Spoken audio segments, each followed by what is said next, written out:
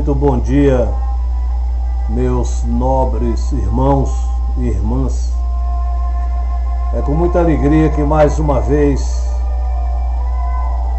nos aproximamos deste equipamento para a realização do nosso trabalho deste dia, cumprindo com essa tarefa e agradecendo a nossa Mãe Santíssima pela oportunidade que mais uma vez ela nos concede de podermos divulgar os ensinamentos do Santo Evangelho de nosso Senhor Jesus Cristo e desta doutrina querida dos Espíritos.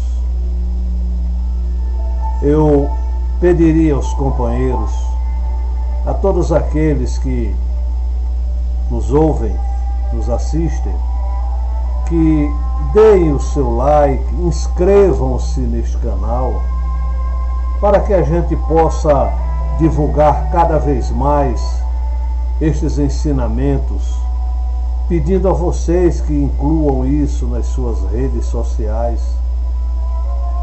E Nossa Senhora abençoe o nosso trabalho. Meus amigos, o nosso vídeo de hoje é o de número 117, que tem como título Aborto, o direito de matar. É uma publicação do Reformador, outubro de 1980, por Nelson Senise, página 305, Rio de Janeiro, RJ. Abre aspas. Ele inicia assim: o aborto é um fenômeno de massa, sem dúvida alguma. É uma realidade inquestionável. Acrescento, entre aspas, todos os dias em consultórios médicos, aqui eu diria em antros médicos, são praticados homicídios sob o título de abortos. Há pouco tempo, um jovem médico foi preso em flagrante na prática dessa modalidade de homicídio, utilizando-se de duas moças. Houve recurso e o juiz estipulou em 200 mil a fiança para a libertação do criminoso. Noutro recurso, ele pleiteia a permissão da lei para voltar a exercer a medicina, fato social ou assunto criminal.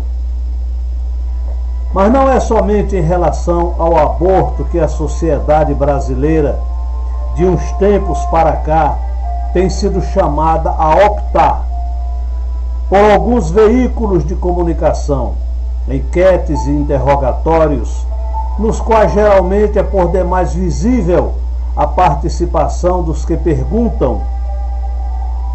Estão sendo promovidos a todo instante com o aparente objetivo de tomar depoimento sobre as preferências da consciência pública em torno de problemas como a eutanásia, o esquadrão da morte, os bebês de proveta, a pena de morte, etc. Parte-se da falsa premissa de que a sociedade deve fazer uma opção, como se matar fosse a coisa mais natural deste mundo. Nestes tempos em que altos dignitários da Igreja, ao sentir na carne a onda de violência que assola o país, não se pejam de renegar a sua fé, pregando a reação armada, chega a ser corriqueira a formulação de alguns comunicólogos diante de problemas de maior gravidade, como o do aborto, por cuja legalização muitos se batem, sobretudo as feministas, com base numa noção herética de propriedade do seu corpo. Em primeiro lugar, Para os que ainda preservam os valores morais e religiosos em nossa era, não pode haver opção entre virtude e pecado, entre legalidade e ilegalidade, entre o direito de nascer e o direito de matar, entre a lei de Deus e a lei da selva. Infelizmente, temos visto até mesmo magistrados de prestígio social manifestar-se com intolerância diante do problema de doentes assim reconhecidos hoje universalmente, como os alcoólatras, enquanto aderem, aplaudem e incitam o uso da força e da expoliação dos direitos humanos, como no caso dos menores, já agora não somente dos abandonados pela família, mas de qualquer um que não tenha atingido ainda a maioridade. Ora, qualquer raciocínio sensato que se fundamente nos princípios do cristianismo e no respeito às leis vigentes não poderá jamais compactuar com o homicídio deliberado, seja qual for a forma em que se apresente, como pena capital, imposta pelo Estado, como justiça com as próprias mãos, através de linchamentos gerados por impulsos emocionais ou friamente calculados, como os crimes do Esquadrão da Morte, ou ainda através do desligamento de condutos de vida nos hospitais, através da prática da eutanásia, sobretudo por meio dessa forma mais vil e mais covarde de assassinato que é o aborto, situação em que se não dá à vítima o mínimo direito de defesa. Enganam-se ou querem enganar-nos os que pregam a legalização do aborto, a pretexto de estarem resolvendo um problema de natureza econômica ou, pasmem, a luta pelo respeito à vida da mulher, à sua liberdade, à sua responsabilidade para com a vida da criança. Jaqueline Pitangui de Romani, Jornal do Brasil, 25/02 de 1980. Quer dizer, dentro deste raciocínio, que qualquer mulher que tenha merecido a graça da maternidade deve ser suficientemente livre para expulsar de suas entranhas o filho indesejado ou, no mínimo, inoportuno. Como se o ser humano, isoladamente, não fizesse parte de um todo, de uma espécie a que chamamos de humanidade e que há milênios caminha em busca de aperfeiçoamento, apesar de todos os resquícios da caverna, das atrocidades e guerras que pontilham essa caminhada heróica. Não podemos compactuar com essa odiosa farsa. Aliás, antes mesmo de penetrar no mérito da questão, repudiamos a hipótese da opção que nos pretendem impingir. Não há direito de opção, repetimos, entre a lei e o crime. Ou estamos com a lei, ou estamos com a ilegalidade, na clandestinidade, nos antros sinistros dos aborteiros da vida, que proliferam paradoxalmente nos porões de uma profissão que tem como princípio objetivo a salvação da vida. O argumento da possibilidade de erro jurídico é suficiente para invalidar toda a retórica rebarbativa dos que pregam a pena de morte legalizada ou dos que aceitam sob forma de expedição punitivas ou desvarios momentâneos da multidão exaltada. Mais do que nunca, neste país, onde se costuma proclamar que Deus é brasileiro, parece confirmar-se o aforisma de que o homem é o lobo do homem. De repente, como na mancha negra da história de um povo tido como índole pacífica, revela-se o lado negativo do nosso caráter. Daí essa proposta de pena de morte, eutanásia, aborto. É preciso estarmos prevenidos para reagir contra toda essa onda envolvente de insídias e perfídias, com que, à guisa de defender-nos da violência, levantamos a bandeira da violência maior, através da legalização do homicídio em suas várias modalidades.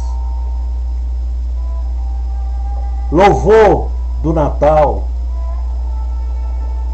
Prestem atenção a essa mensagem lindíssima do livro Religião dos Espíritos, publicado pela Federação Espírita Brasileira, pelo instrutor espiritual Emmanuel, e psicografia do nobre Francisco Cândido Xavier, terceira edição, 1960, página 251, 252, publicado no Rio de Janeiro, RJ. Senhor Jesus, quando vieste ao mundo, numerosos conquistadores haviam passado, cimentando reinos de pedra com sangue e lágrimas. Na retaguarda dos carros de ouro e púrpura, em que lhes fugia a vitória, alastravam-se como rastros da morte, a degradação e a pilhagem, a maldição do solo envelhecido e o choro das vítimas indefesas. Levantavam-se poderosos em palácios fortificados e faziam leis de baraço e cutelo para serem logo após esquecidos no rol dos carrascos da humanidade.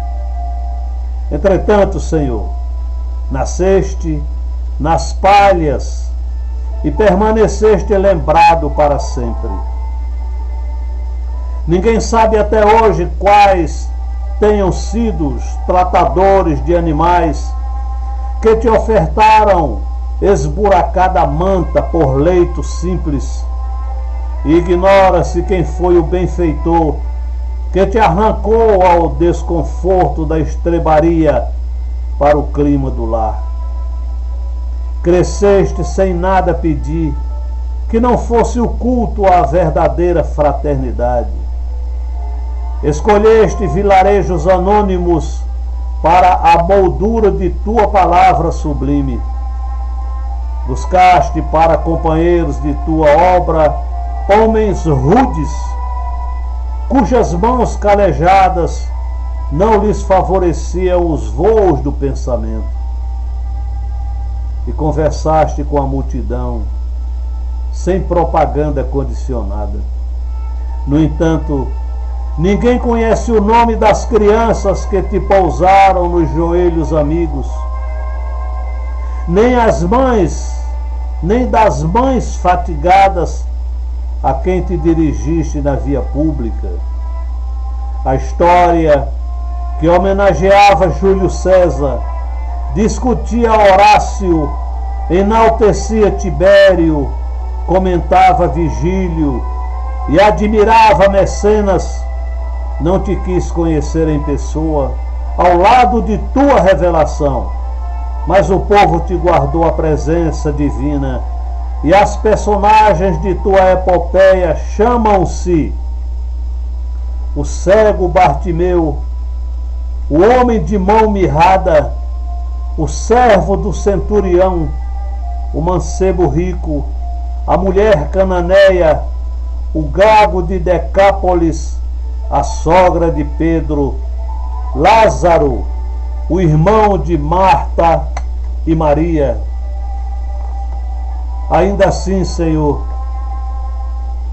sem finanças e sem coberturas políticas, sem assessores e sem armas, venceste os séculos e estás diante de nós, tão vivo quanto ontem, hoje quanto ontem, chamando-nos o Espírito ao amor e à humildade que exemplificaste, para que surjam na terra, sem dissensão e sem violência, o trabalho e a riqueza, a tranquilidade e a alegria, como bênção de todos. É por isso que, emocionados, recordando-te a manjedoura, repetimos em prece: Salve Cristo! Os que aspiram a conquistar desde agora em si mesmos a luz do teu reino e a força de tua paz, te glorificam e te saúdam. Graças a Deus, meus nobres irmãos, é uma mensagem um pouco atrasada da época do Natal, mas ela é uma mensagem de paz e de esperança para todos nós. A humanidade hoje vive um clima de um certo desespero, de uma certa apreensão pelas possibilidades que existem de inúmeros irmãos que detêm o poder em suas mãos, o poder de destruir, o poder de conquistar, o poder de matar, o poder de semear a miséria, a fome, a orfandade, a viuvez, tudo que é ruim para todos nós. Esses homens têm esse poder na mão, mas nós não estamos sozinhos. Inúmeras e inúmeras falanges de luz estão fazendo morada em cada canto deste planeta, para que nada saia do seu controle, do controle da lei, do seu limite. Absolutamente nada. O homem não tem esse poder de destruir a humanidade. Ele não tem, porque a espiritualidade vai tirá-lo de ação no momento certo. Confiemos em nosso Senhor Jesus Cristo, que é o governador deste planeta. Ele que disse para nós certa vez: das ovelhas que o Pai me confiou, nenhuma se perderá. O nosso destino já está traçado. Estamos na nossa caminhada. Nós somos os filhos pródigos que Jesus se referiu no Evangelho. Nós somos esses filhos pródigos. E quando nos voltarmos para o Pai e dizer: Pai, pequei contra os céus e contra ti, não sou digno de ser chamado teu filho. E Deus, o Supremo Senhor da vida, vai abrir os braços para cada um de nós, seus filhos, e fazer uma festa, convidando inúmeras pessoas, porque aquele filho que estava perdido, aquele filho que estava morto, nos antros do pecado, nos antros do erro, nos antros da ignorância, voltou brilhando, coroado de luz, porque compreendeu que ele é um filho da luz. Nós somos luz, somos filhos da luz, e para essa mesma luz nós haveremos de retornar um dia. O nosso destino está traçado. Não existe inferno, meus irmãos. Jesus destruiu esse conceito infeliz criado pela ignorância humana para colocar medo na humanidade. inferno não existe, demônio não existe. Que Nossa Senhora abençoe o coração de cada um de vocês. Eu lhes desejo felicidades, que a luz brilhe no coração de cada um, que a luz brilhe nos seus lares e que a espiritualidade amiga proteja toda a sua família, onde quer que eles se encontrem. Sejam felizes, meus caros irmãos. Eu peço a vossa ajuda, inscrevam-se neste canal e que Nossa Senhora abençoe o coração de cada um de vocês. Muito obrigado pela vossa atenção. Sejam felizes. Graças a Deus.